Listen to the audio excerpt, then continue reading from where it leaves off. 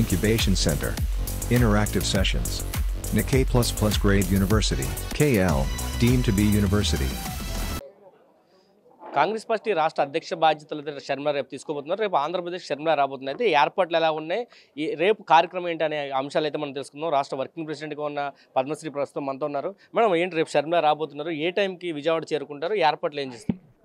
3 రంగులతో బెజవాడ నగరం మొత్తం కూడా అందంగా అలంకరించబడతా ఉంది. పెద్ద ఎత్తున రాష్ట్ర వ్యాప్తంగా ఉన్నటువంటి కాంగ్రెస్ పార్టీ నాయకులు అంటే కార్యకర్తలతో సహా, ముఖ్యంగా రాజశేఖర రెడ్డి గారి అభిమానులు, ఇతర పార్టీల్లో విరక్తి కలిగి ప్రజల కోసం పనిచేయాలి అనుకున్నటువంటి నాయకులు అందరూ కూడా పెద్ద ఎత్తున తరలి రాబోతూ ఉన్నారు. గన్నవరం విమానాశ్రయం దగ్గర మేమందరం కూడా ఉదయం 9:30 గంటలకి అక్కడ అందరం సమావేశం అయిపోతూ ఉన్నాం.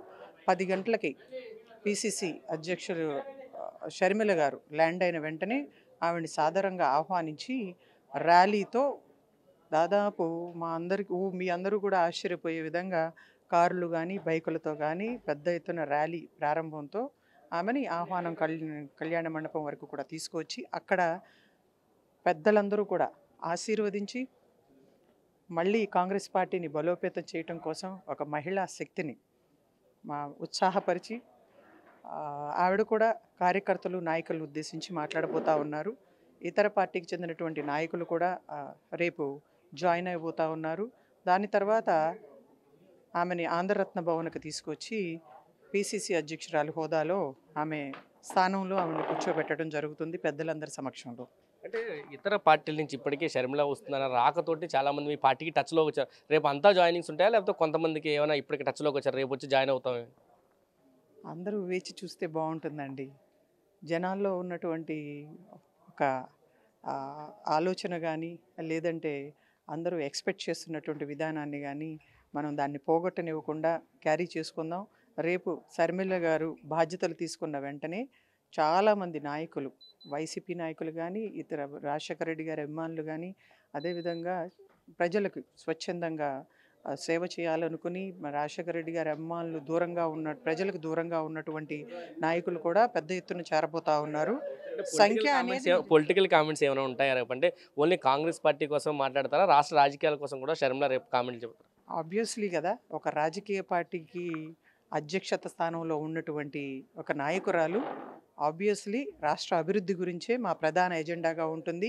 రాహుల్ గాంధీ గారి సందేశం ఉంటుంది. అంతకుముందు కాంగ్రెస్ పార్టీ ఏం చేసింది, రాబోయే రోజుల్లో మేమేం చేయబోతున్నాం అనేది ఒక క్లియర్ మెసేజ్ మేము ప్రజలకు ఇవ్వబోతా ఉన్నాం. మా ప్రధానమైనటువంటి ఎజెండా ప్రత్యేక హోదా, విభజన హామీలు, ఆంధ్ర రాష్ట్ర అభివృద్ధి. అంటే రాష్ట్ర పార్టీకి సంబంధించి మొదటిసారి అంటే ఇప్పటివరకు కాంగ్రెస్లో ఆవిడ లేరు, కొత్తగా వచ్చిన తర్వాత బాధ్యతలు అప్పచెప్పడం, అనుభవం కూడా లేదనేది కొంత వాదన వినిపిస్తుంది. దాన్ని ఎలాగా చెప్తారు? ఏమీ అనుభవం లేకుండానే జగన్మోహన్ రెడ్డి జైల్లో ఉన్నప్పుడు 3000 కిలోమీటర్ల పైగా ఆంధ్ర రాష్ట్రం మొత్తం కూడా పాదయాత్ర చేసి వైసీపీ నాయకులు చాలా నిరుత్సాహంతో, నిరాశతో ఉంటే వాళ్ళందరినీ కూడా ఒక తాటి మీద నడిపించి మరి ఈ రోజున అధికారంలోకి జగన్మోహన్ రెడ్డిని కూర్చోబెట్టడానికి ప్రధాన పాత్ర వహించినటువంటి షర్మిల గారికి అనుభవం లేదనటం అనేది నిజంగా హాస్యాస్పదం.